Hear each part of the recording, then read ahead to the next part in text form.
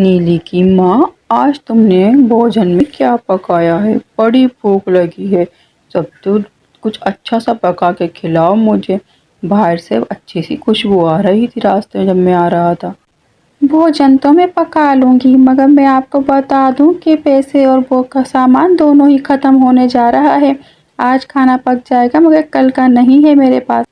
नीली बेटा, पेट भर के खा लेना, कल का तो फिर पता नहीं है। तुम्हारी माँ ने तो कह दिया है कल भोजन नहीं बन सकता, क्योंकि घर में पैसे और राशन दोनों खत्म हो गए हैं। तो जितना खाना है अभी खा लो। पिताजी, आप परेशान ना हो, मुझे कल तनख्वाह मिल जाएगी स्कूल से, फिर माँ दोबारा भोजन बना पाएंगी। आप टेंशन ना लें। मेरी प्यारी बेटी, तू अपने पापा की जान है, तू किसी बेटे से कम नहीं है। फिर समय गुजरता है इसी तरह मगर नीलू चिड़े को अपने काम की जरा टेंशन ना थी। नीली की माँ, क्या पकाया है? बहुत भूख लगी है। मैंने आपको कल ही बता दिया था, पैसे और भोजन दोनों ही खत्म हो गया है। तो आज तो नीली को तनख्वाह मिलने वाली थी ना, क्या पैसे लेके नहीं आई नीली घर पे? कह रही थी आज तनख्वाह मिल जाएगी उसे। मैं तो लगा कि तुमने घर में कोई मीठा वीठा बना रखा होगा, जिसे खा के थोड़ा मन शांत हो जाए और अच्छी सी नींद आ जाए।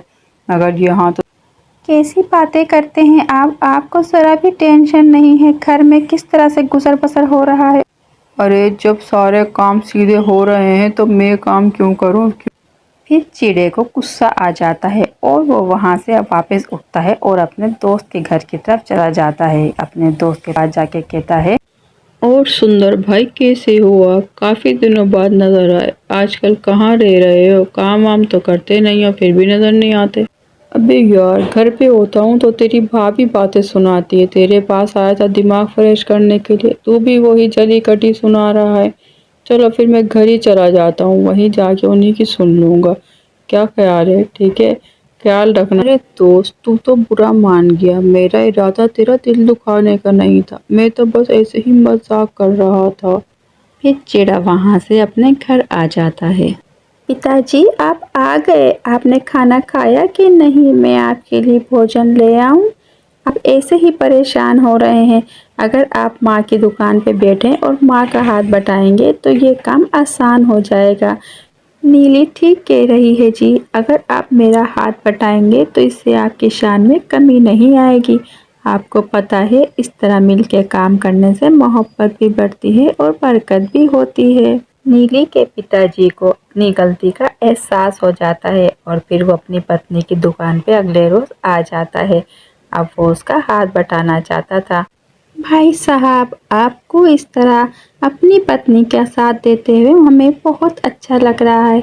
तमाम पक्षियों के लिए आप एक अच्छी मिसाल हैं। सबको आपसे सबक सीखना चाहिए। फिर इस तरह समय गुजरता है। सब पक्षी आके इसको हौसला अफजाई करते हैं और कहते हैं, तुमने अपनी पत्नी का साथ देने का जो फैसला किया है वो निहायत ही अच्छा है।